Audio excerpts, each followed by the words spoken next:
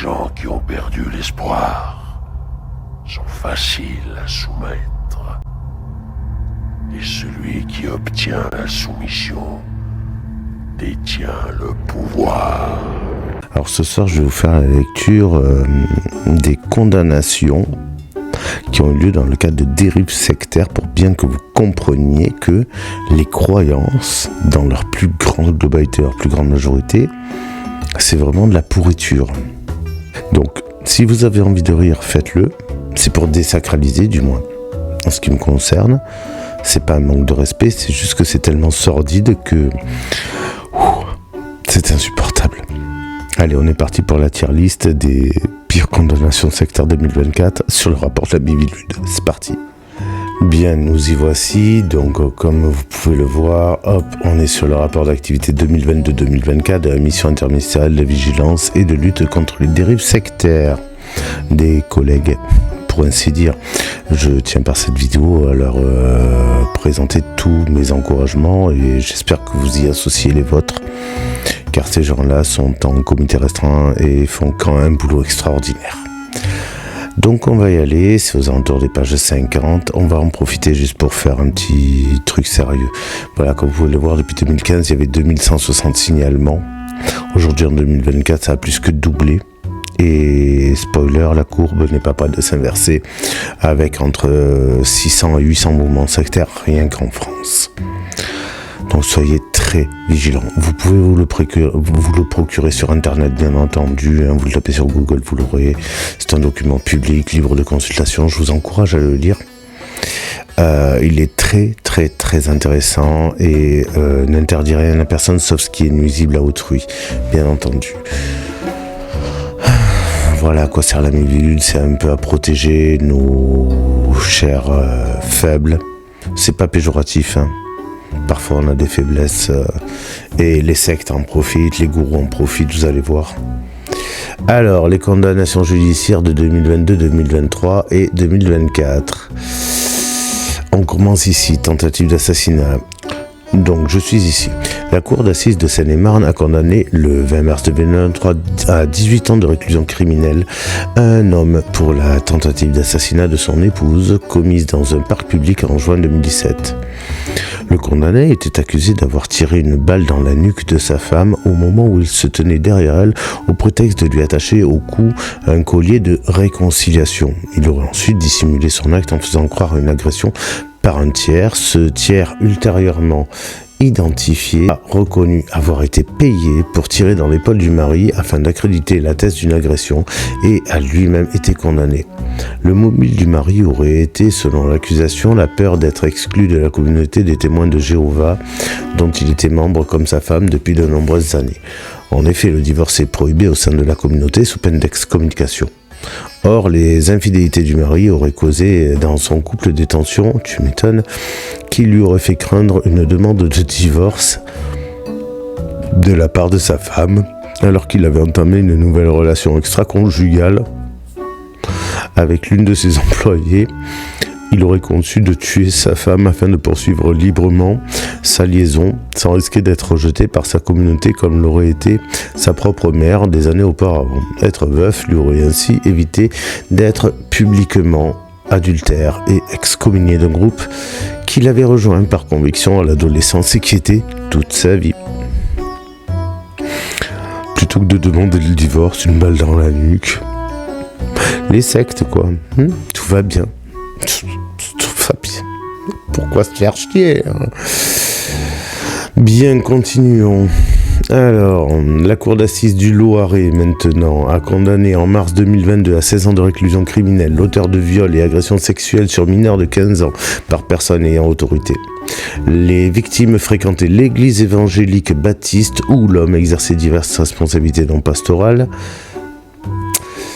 Le pasteur qui avait été informé par l'une des victimes avait choisi de ne pas alerter les autorités désignées par la loi, estimant plus utile de s'en remettre au conseil des anciens de son église et a été condamné à 12 mois d'emprisonnement avec sursis. Voilà. Le tribunal correctionnel de Vannes a condamné le 2 juin 2022 le père de 2 fillettes âgées de 7 ans et 17 mois à 2 ans d'emprisonnement et leur mère à 15 mois d'emprisonnement avec sursis pour des privations de soins et d'aliments compromettant la santé de leurs 2 filles.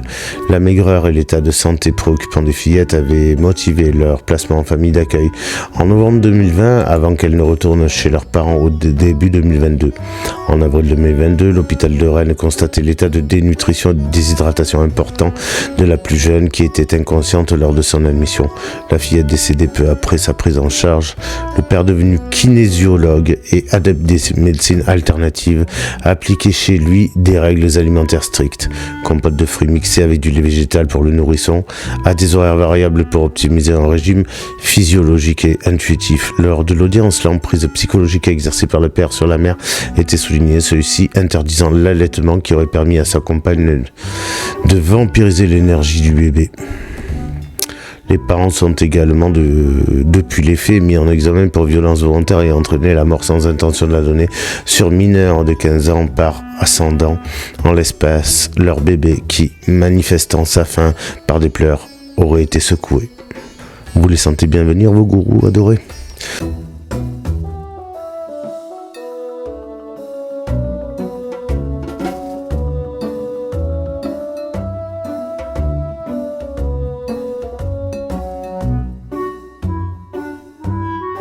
Ensuite, la cour d'assises de Seine-Saint-Denis a condamné le 15 octobre 2022 un homme se présentant comme mage consultant et prêtre vaudou à 17 ans de réclusion criminelle pour des faits de viol sur mineurs par personne ayant autorité, les actes ayant été accompagnés de divers sévices. La mère de la jeune victime, qui avait une totale confiance dans les pouvoirs de son compagnon, n'ignorait rien de ces actes auxquels elle a même parfois assisté. Elle avait d'ailleurs signé de son sang une lettre figurant dans les pièces de la procédure par laquelle elle autorisait le mage à faire un enfant à sa fille, puisque cela pouvait lui sauver la vie. Un enfant est effectivement né de ces viols. La mère de la victime a été condamnée à 10 ans de réclusion criminelle pour complicité. Ensuite, le tribunal correctionnel de Pau a condamné le 7 septembre 2023, en leur absence, plusieurs parents membres de la communauté d'Habitas Place de Sus dans le Béarn, chacun à 6 mois d'emprisonnement avec sursis pour des faits de faux et d'usage de faux commis pour l'inscription de leurs enfants dans une structure éducative en ayant frauduleusement déclaré instruire leurs enfants à domicile alors qu'ils avaient créé une école clandestine. Les enfants de la communauté étant scolarisés sur place, il était reproché aux adultes de ne leur offrir aucune référence extérieure au groupe, de limiter l'enseignement à des manuels dont les textes sont tous extraits de la Bible, y compris pour le français, de priver les élèves qui présentaient des lacunes par rapport à ceux de leur âge, de tout libre arbitre et de capacité de réflexion autonome. Les parents auraient admis vouloir mettre leurs croyances en pratique et offrir à leurs enfants un enseignement et des valeurs obéissant aux Écritures. En outre, une mère de famille a été condamnée pour violence sur mineur par personne ayant autorité avec usage d'une arme, en l'espèce une baguette en osier de 4 cm de diamètre, objet traditionnellement utilisé pour infliger des punitions aux enfants du groupe. Des enfants auraient été vus avec des marques sur les mains et sur les fesses, ce qui aurait été expliqué par certains parents non pas comme une punition, mais comme un acte d'amour. La prévenue expliquant même que les enfants avaient, après avoir été punis, auraient dit merci, puisqu'il s'agit, quel que soit leur âge, y compris les bébés, de les laver du péché, de les purifier et de leur garantir le salut.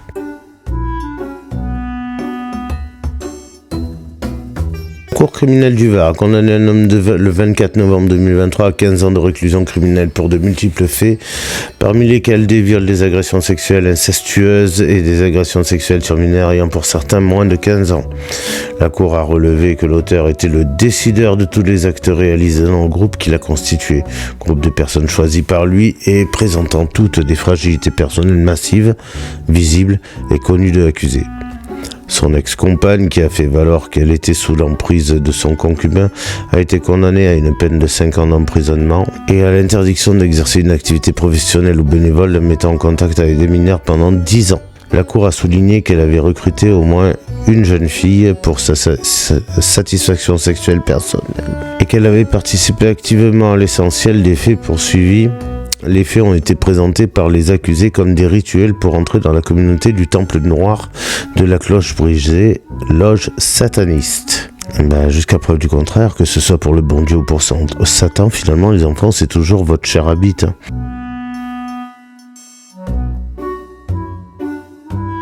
Le tribunal correctionnel de Quimper a condamné le 15 février 2024 des parents à 6 mois d'emprisonnement avec sursis pour avoir déscolarisé leur fils à l'occasion de la crise sanitaire et durant 3 ans.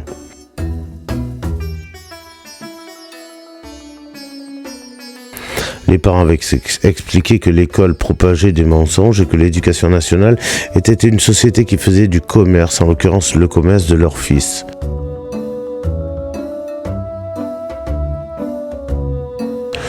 Ça sent la fraudulence légale, ça. En dépit de la profession du père infirmier libéral, les parents se disaient eux-mêmes persuadés de la dangerosité du masque.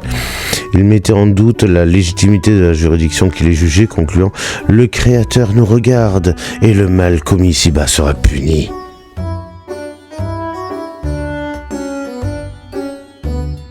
L'intérêt supérieur de l'enfant prime sur vos convictions, je vous le rappelle.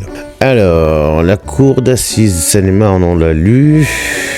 Le tribunal correctionnel de Paris a condamné le 13 décembre 2022 pour abus de faiblesse aggravée le fondateur du groupe des Guerriers de Lumière, surnommé le Gourou de la Villette, à 30 mois d'emprisonnement, dont 18 avec sursis, une interdiction définitive de gestion d'une activité commerciale et une interdiction d'exercer une activité de coaching pendant 5 ans. Coaching, grand domaine où il y a des gourous tous les 2 mètres. Se présentant comme professeur de philosophie asiatique et de kung-fu, archange et thérapeute sans justifier du moindre diplôme. Je voudrais bien voir le diplôme d'archange, moi. Il prétendait vouloir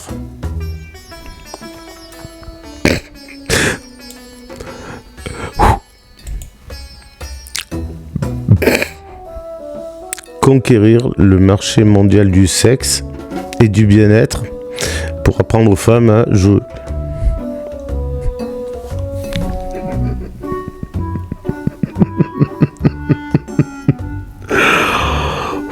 Allez. Au sein du groupe d'adeptes qu'il avait formé et qui ont seuls financé à perte son projet commercial, il proposait aux femmes de devenir des Fox, female orgasm experts, en les aidant à passer les biportes orgasmiques. Aucun fait de viol ni d'agression sexuelle n'a pu être caractérisé.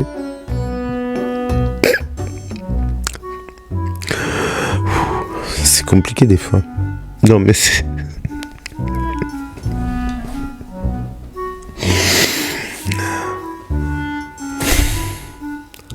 c'est sordide, hein. Mais bon.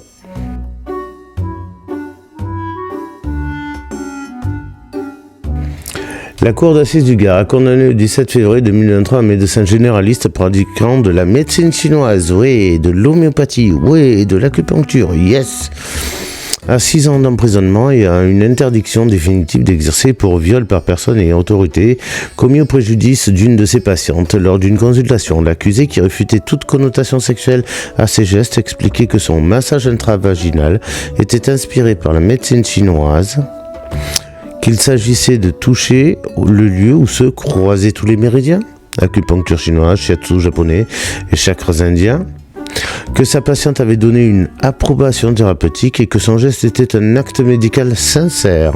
Cependant, aucun médecin expert et acupuncteur entendu n'a indiqué avoir eu connaissance dans la littérature scientifique d'une telle pratique à des fins thérapeutiques. La Cour a retenu que si l'accusé avait fait état d'un acte d'effraction à visée thérapeutique, il n'en avait toutefois pas défini le but et le fondement, alors que son intérêt médical et sa reconnaissance dans la pratique n'étaient confortés par aucun élément.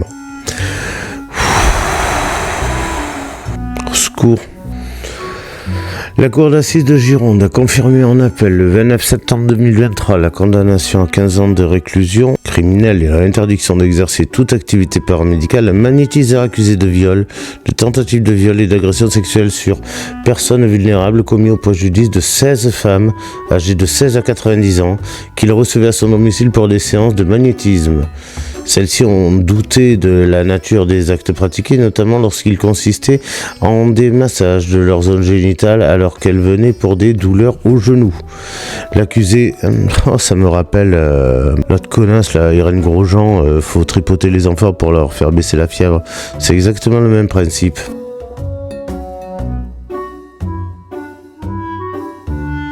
Voyez où ça mène de croire des salopes? L'accusé conteste en effet, prétendait pour sa part que son don était tellement puissant qu'il était possible d'avoir des sensations et que ses patientes avaient confondu le ressenti de la force de son pouvoir avec des gestes sexuels. Qu'est-ce que vous voulez que je vous dise? La cour d'assises de la Sarthe condamnait le 15 décembre 2023 un magnétiseur guérisseur, encore un, à 20 ans de réclusion criminelle avec interdiction définitive d'exercer cette activité pour récidive de viol et d'agression sexuelle commis par une personne abusant de l'autorité que lui conférait ses fonctions. Les faits étaient commis durant des séances thérapeutiques. Durant le procès, 2 victimes ont détaillé la manipulation dont elles faisaient l'objet. L'auteur, dont la pratique était réputée efficace, évidemment, a indiqué durant les débats que le magnétisme ne passe pas à travers les tissus, ce qui explique qu'il est demandé aux femmes venues le consulter de se déshabiller.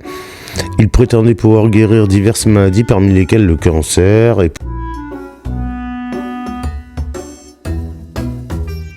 pouvoir aider les femmes confrontées à des problèmes d'infertilité. Il aurait demandé à certaines clientes d'arrêter leur traitement médical pour ne se fier qu'à ses soins. Vojnix, Casasnova, toute la clique. Ça vous rappelle personne? Alors, le tribunal judiciaire du Puy-en-Velay a condamné le 13 janvier 2024 un magnétiseur et coupeur de feu de 75 à 4 ans d'emprisonnement, dont 3 assortis du sursis pour agression sexuelle commise à l'encontre de 14 de ses clientes. Il est également définitivement interdit d'exercice. Il avait admis avoir parfois dû les toucher pour que l'énergie passe mieux et avait précisé leur avoir toujours demandé préalablement leur accord. Ben oui, t'as raison. Je suis d'accord pour me faire violer, bien sûr. Alors, la cour criminelle de Rodez a condamné le 4 mars 2024 le gourou de la secte d'Aubin pour des faits de viol commis sur 2 victimes, dont une mineure à 15 ans de réclusion criminelle et son adepte. Coupable des mêmes faits à 12 ans de réclusion criminelle. Les 2 accusés étaient poursuivis pour avoir presque quotidiennement, durant 1 an et demi, sous couvert de pratiques ésotériques, imposé des rapports sexuels à une adolescente de 14 ans prétendument habitée par le démon qu'ils devaient exorciser par ce moyen pour lui éviter la mort. La mère de la jeune fille, qui appartenait à ce cercle dont elle connaissait les pratiques, la leur avait confié à des fins thérapeutiques et a contesté avoir eu connaissance des actes qu'ils commettaient sur elle. Elle avait pourtant admis avoir elle-même fait l'objet de rites de nature sexuelle sans penser qu'il pouvait agir de même à l'égard de sa fille.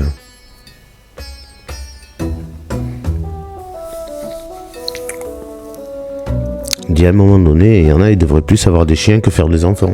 Le tribunal correctionnel de Nantes a condamné le 6 mars 2024 un sorcier vaudou à 4 ans d'emprisonnement, dont 2 assortis d'un sursis avec mise à l'épreuve pour des faits d'agression sexuelle au préjudice d'une mineure commis dans le cadre d'un rituel. L'auteur, originaire de Sierra Leone, se disant magnétiseur, hypnotiseur et marabout, selon les petites annonces qu'il diffusait dans un journal local, proposait des rites vaudous destinés à récupérer un ex ou se rapprocher de sa dulcinée. Le jour des faits, le prévenu, après leur avoir fait acheter un poulet noir vivant et 2 œufs, leur a fait boire une potion puis s'allonger avant d'agresser sexuellement les victimes.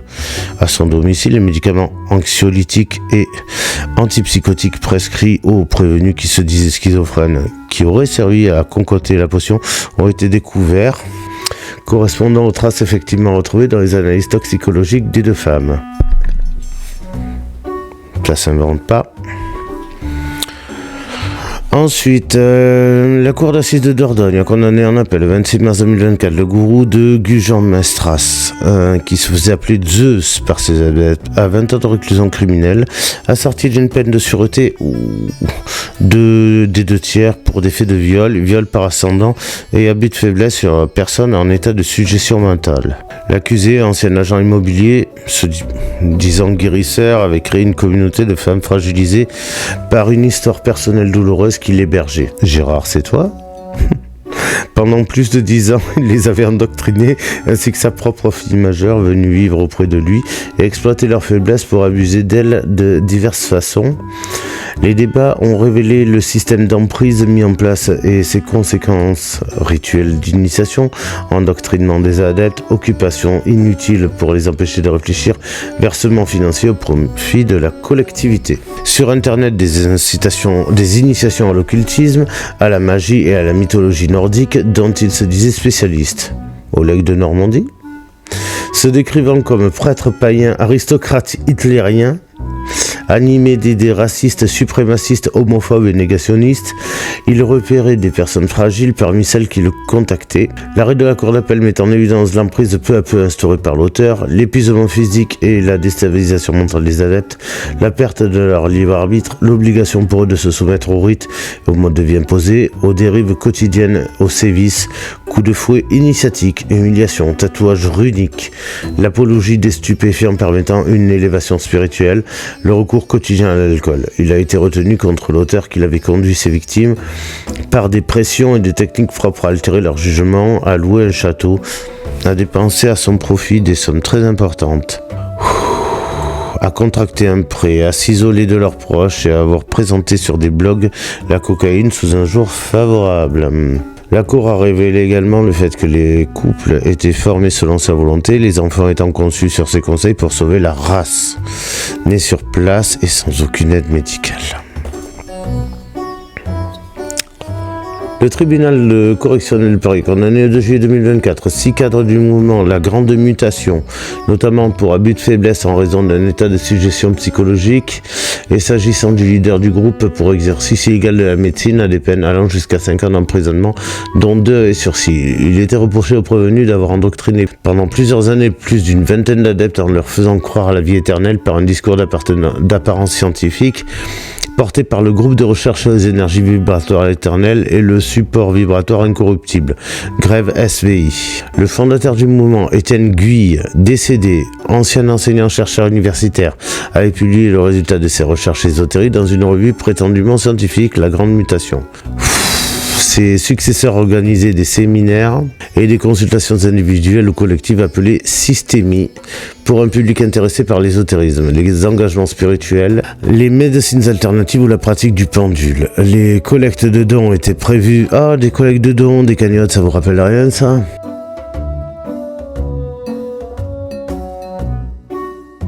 Était prévu, destiné notamment à libérer les fidèles de la pression matérialiste et à leur ouvrir la consécration au sein du groupe. Étaient imposés des mariages alchimiques en jeu, de projets cosmiques, salut Rock Soccer, qui exposait tout adepte qui se refusait à développer un cancer du corps de l'âme. Salut le Conseil scientifique indépendant. Le mouvement a causé de nombreuses ruptures familiales encourageant ses adeptes. Salut les êtres souverains, êtres humains prédatés, à couper radicalement avec leurs prédateurs, leurs proches.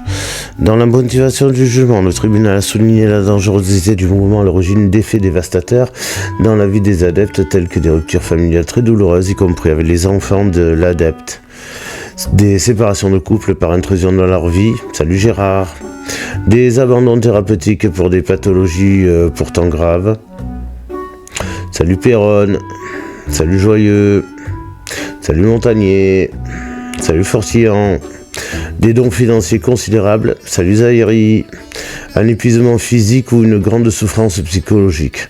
Les préjudices ont été qualifiés d'extrêmement importants pour les victimes et leurs familles. Voilà, je vous laisserai voir le reste. C'est juste énorme. Voilà, je viens de vous lire quelques-unes des condamnations qui ont eu lieu dans la période 2022-2024 par quelques gourous de sectes. Autant vous dire que c'est celles qui sont faites sur la base des signalements. Autant vous dire de suite que ça ne représente pas l'intégralité de la masse qui, elle, subit encore la loi du silence, puisqu'il y a un état de suggestion de la victime, des pressions mentales, des pressions parfois même physiques, du chantage, de la menace, voire des actes avec violence, voire violence aggravée, voire meurtre, comme on l'a vu dans le premier cas. Voilà aussi pourquoi je me bats. Une de ces raisons, ça. Je ne peux pas comprendre ce genre d'agissement au nom de quelque chose que l'on croirait, ce n'est juste pas entendable. Donc toutes les pseudosciences, toutes les dérives sectaires ont tendance, bien souvent, pas toujours, mais bien souvent, à déboucher sur ce genre de désastre. Alors bien entendu, une majorité diront oui, mais moi non. Et pour un non, combien de oui en fait? Et puis, même s'il y avait une seule victime en France de ça, est-ce que ça légitime tout le reste en fait? Posez-vous les bonnes questions. Et en termes de bonnes questions à se poser, je vais pousser un petit coup de gueule perso. Tous les frappadingues, les neuneux, les débiles, les malmentaux, les connards de basse extraction qui ont manifesté contre la Miviludes. Vous vous rappelez la fameuse loi article 4? Oh là là, on ne pourra plus. Pas de Miviludes. Ces personnes-là, ces victimes-là de vos croyances, pour certains d'entre vous, seraient mortes. Vous êtes complices. Vous ne comprenez même pas à quoi peut servir la Miviludes.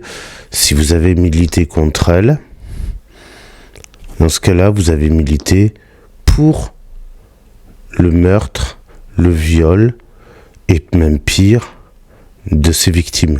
Vous avez cautionné ça. Remettez-vous gravement en question. Si vous n'y parvenez pas, allez consulter vite. Sur ce,